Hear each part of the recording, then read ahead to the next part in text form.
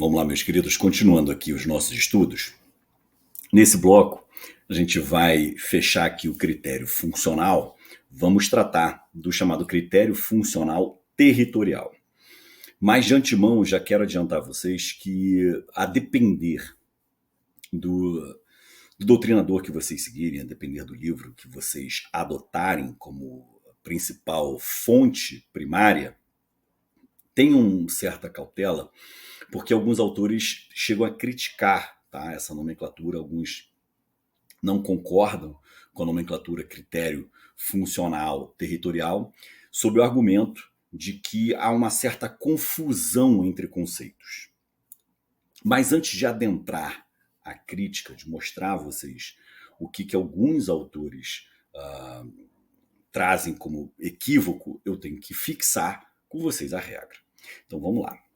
A ideia desse critério funcional territorial, repito, para aqueles que adotam tal nomenclatura, o local do exercício da função jurisdicional ganha tamanha relevância para fins de efetividade da tutela jurisdicional que o legislador criou um critério de competência híbrido. Então, para aqueles que defendem a nomenclatura, o local do exercício dessa função jurisdicional é tão importante para a própria jurisdição estatal de uma forma geral, é tão importante o local do exercício dessa função, que ele teria que ter um critério duplo. Eu vou ter o critério territorial, porque eu vou avaliar o local do exercício da jurisdição, mas para denotar que esse critério não pode ser derrogável pela vontade das partes, eu o qualifico como sendo funcional.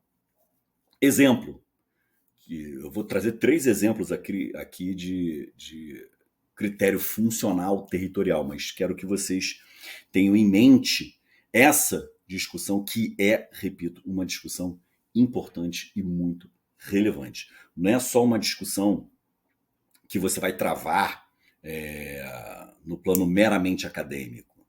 É uma discussão que tem, sim, uma repercussão prática relevante. O primeiro exemplo que eu posso trabalhar com vocês é o exemplo dos foros regionais. A depender da conformação da organização judiciária, e aí vai depender do tamanho do Estado, da federação, vai depender das leis estaduais que organizam os órgãos jurisdicionais. Você pode trabalhar com os chamados foros distritais. E por que eu falo que depende muito da conformação da organização judiciária de cada estado da federação? Porque em alguns estados, toda cidade é comarca. Em outros estados, nem toda cidade é uma comarca. Você pode ter uma cidade que é comarca, que abrange outras cidades. Você pode ter uma cidade que é comarca com foros distritais, que seriam uma forma de desconcentração desse foro central. Isso acontece em capitais com grande densidade demográfica, capitais com grande extensão territorial. Exemplo, acontece com a cidade de São Paulo, acontece com a cidade do Rio de Janeiro. Então, você tem um foro central, que pode ser a comarca da capital, ou pode ser até uma comarca do interior, e existem territórios tão distantes desse centro que há necessidade dessa desconcentração, ou para alguns, descentralização desse foro. E isso pode ser em distritos, por exemplo. Distritos que são, vou usar um termo meio chulo, mas para vocês entenderem. Distritos que são satelitários a essa cidade. Tudo bem? Então são os foros regionais ou foros distritais. Mas como são critérios territoriais, o que você poderia imaginar por óbvio? Bom, se é um critério territorial, tratar-se-á de um critério relativo de competência. Leda engano. Tá? Não só a doutrina como o próprio STJ já reconhecem que foro regional é um critério absoluto de competência. Tudo bem? Um outro exemplo, que é um exemplo até mais portentoso do que ora pretendo demonstrar para vocês, é a regra geral dos processos coletivos, a regra geral de competência para os processos coletivos. Destaco aqui, por oportuno, 2 artigos. Primeiro, o 93 do Código de Defesa do Consumidor.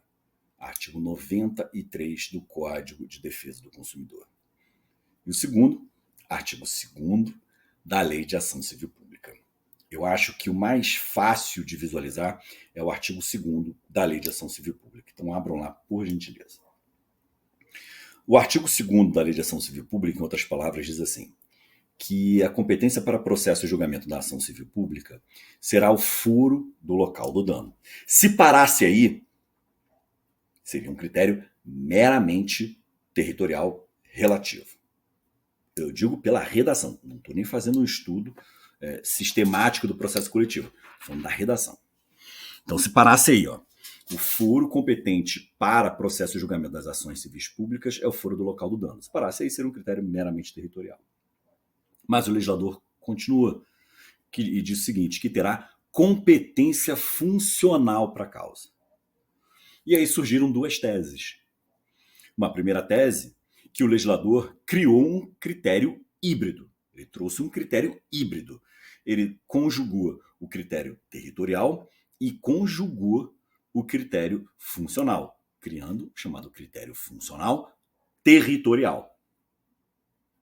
Outros afirmam o seguinte, não, o que houve foi uma confusão conceitual.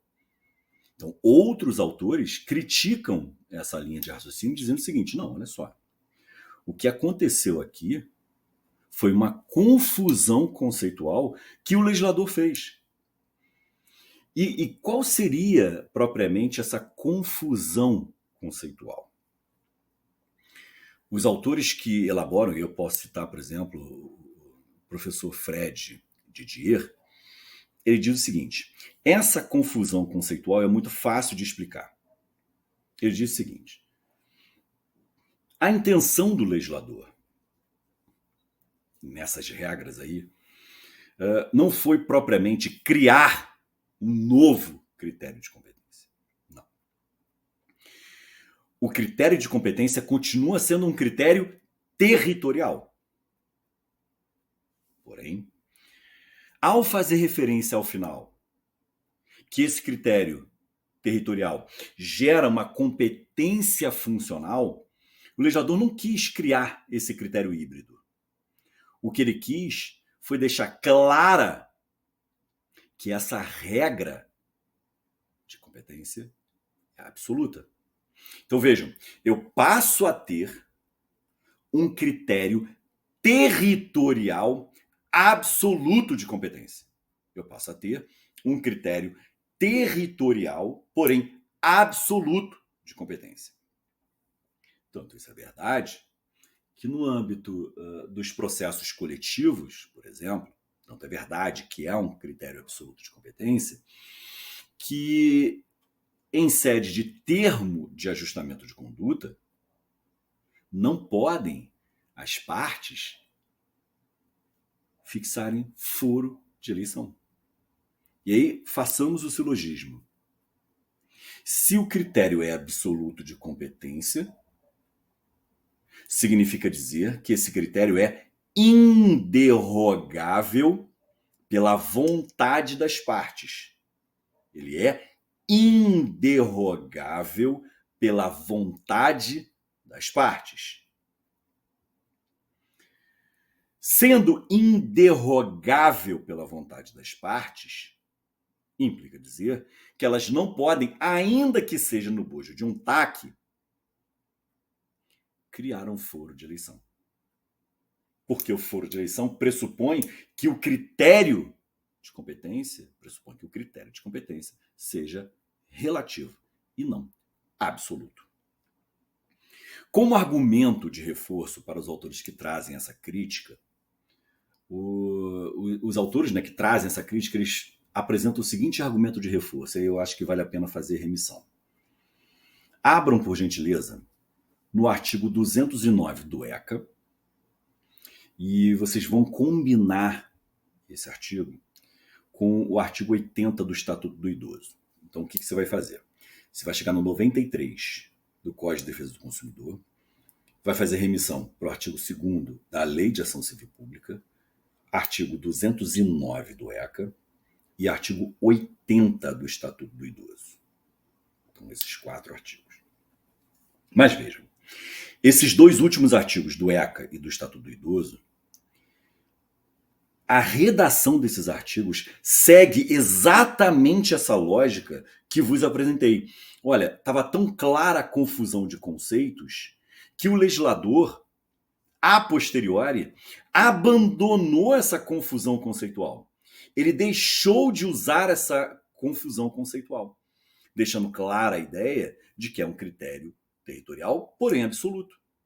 De que é um critério, repito, territorial, porém absoluto. Então vejam que isso é interessante. É por isso que às vezes eu falo, é muito importante que a gente tenha como fonte primária a doutrina. Por que eu falo isso? Porque muitas das vezes, se nos ativermos somente à literalidade da regra legal, a gente pode chegar a conclusões que não são as mais adequadas, porque elas podem carecer de algumas premissas conceituais. Então, por isso que é importante você trabalhar com essa ideia da doutrina. Fechado até aqui? Tranquilo. Outro exemplo que eu posso trabalhar de critério funcional territorial.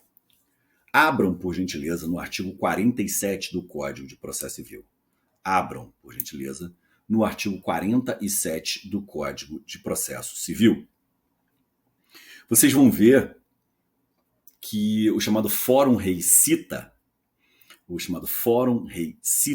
né, o foro da situação da coisa, é a regra para essas ações aí definidas no artigo 47. É a regra. E esse critério territorial é um critério territorial absoluto. E aí o que os autores, diante dessa divergência, vão dizer? De um lado, você vai ter os autores que vão dizer assim, olha, é um critério territorial funcional. Outros, é um critério territorial sim, porém, é uma regra absoluta.